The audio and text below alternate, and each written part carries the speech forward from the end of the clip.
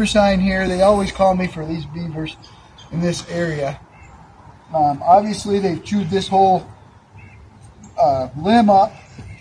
This down tree, you can see where they dropped it.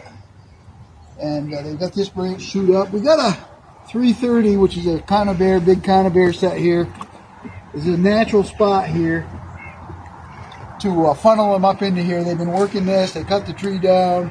There's some branches around. There's not a ton of it, but there's some. And I know they're going to call me, so we're going to, while we're here, get on it. Here's the limb they chewed. I am going to take, there's not much room here, but this is kind of a castor mound set right here. It's an unusual spot for it. Usually you're on the bank more.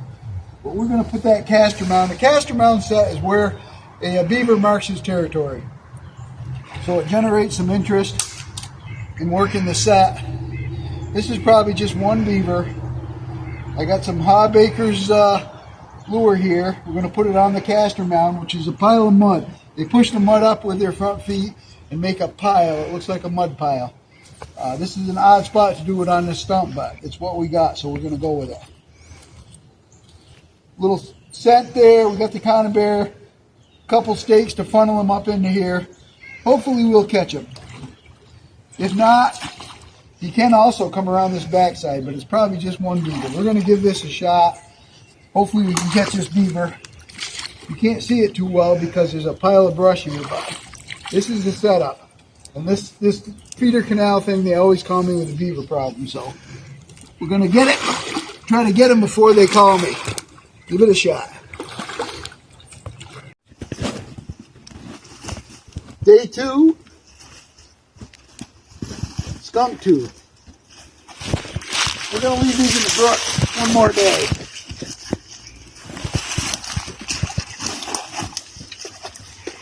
Why are you doing that? This is the old way to get the stink out of a skunk. Okay. Got one yesterday, one today. We're going to give them one more brook day. Nice, huh? They do stink a little bit.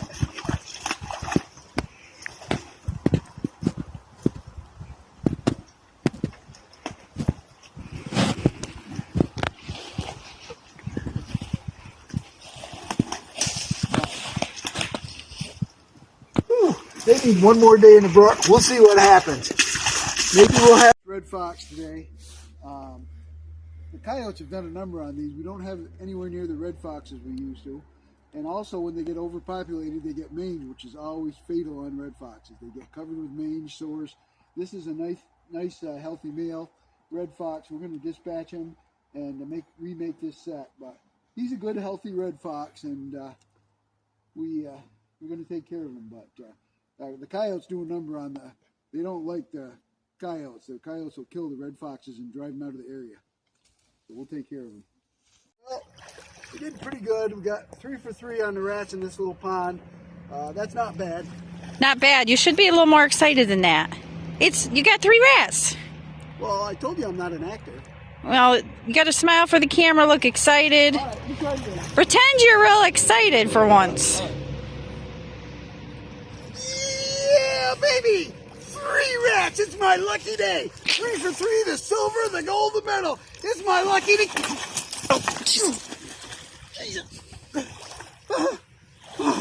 Water's cold. Rats, 3 rats! I'm not an actor, okay? 3 for 3. Alright.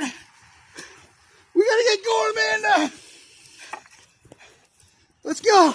We got more ponds to check, more trucks to check. On the road, we're burning day. Yesterday, we had one sprung trap, which I don't like, but we got this big behemoth too. So we got this big beaver, one sprung trap. We're going to put another set in here. He's a big beaver. He thrashed around quite a bit.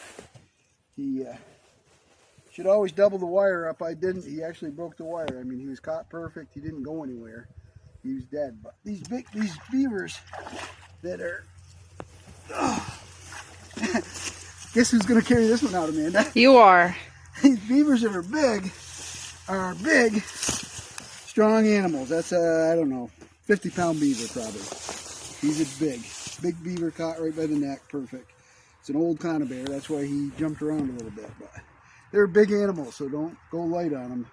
Take them serious. Dave out. Ratatouille here. Hey, there's not a whole lot of money to be made in furs these days, but sometimes it's not about the money anyway. Sometimes it's about utilizing what you get, what you have, and doing what you can do with it, and making the most of things. Like we've said before, instead of wasting these animals or whatever, we're going to try to utilize them every way we can. And we'll go into this more. We'll show you how to do a beaver and stuff. But there's a big demand now in this country for skulls, bones. They make jewelry out of this stuff. They use them for educational purposes, for schools and stuff. The skulls and so on, and the canines and everything on them. They use them for multiple things. So there's a demand for the body parts of these animals. And we don't just kill the animal for the head or whatever, but we utilize everything we can. That's important. That's the way it should be. Instead of wasting anything, we utilize it. So make the best of everything. Now my guy, search around.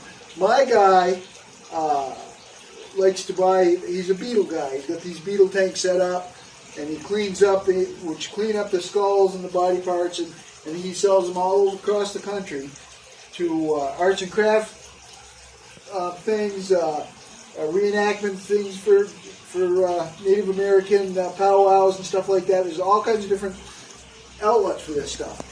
So these are what I do with my stuff, and he buys them like this. And these are all, this is two opossums. He buys my guy, and you'll have to search around, ask him what they want, and how they want them, and how they want them handled. This is the way he wants them. He puts them in with the beetles and cleans them up. But he likes the feet, the skulls, the tails, the possum tails. He's making knife cases out of them, the muskrat tails. But all this stuff, there is a demand for it, and there's a market for it. And also, when you're doing the beavers, there's a demand for the tails. What they do with the tails is they skin this tail out, and they make leather out of them, and they make wallets and stuff like that out of them. So you got the tails, and these here, which we will show you. We're going to show you a quick version of how to handle a beaver. These are the casters, which are the scent glands on the beavers, which are marketable. Now this is on a big beaver. It's the glands. They have a very unusual smell to them. And this is a small beaver who has nothing like me. He's got like a potato chip. But I save them all. Now these things were worth $100 a pound for a while. Now they've gone down. But all this stuff is marketable. Make what you can. Now on this stuff alone, for me, it pays all my expenses on the trap line. I can buy my gas with it. Some lure I have to buy. I'm an old man, so I have a lot of stuff. But if I always have to buy a new pair of boots, obviously gas every day, and some lure, and just expenses. I can pay all my expenses. I'm not going to make a ton of money, but I'm right at even right from the get-go by marketing these products. So search out the market, see how they want it. Ask your taxidermist if he wants stuff, or this guy sells all his stuff on the internet mostly, but he's got the beetle tanks going, the flesh-eating beetles. I've got one school teacher. She has the flesh-eating beetles to show her students how how the whole animal is built and everything, like a beaver or whatever. You know what I mean? So yeah, check these markets out. You might be surprised, but do everything you can to market and utilize the animal. That's what it's all about. Sometimes it's not about the money. You're not going to get rich. It's like a farmer. When a farmer goes into farming, he doesn't expect to get rich. He hopes he does all right, but he likes to work outside. That's his life. You know what I mean? Why else would you do it? 7 days a week, every single day. You have to love to do it, and this way you can maybe make a little profit, get your money back, and utilize the animals.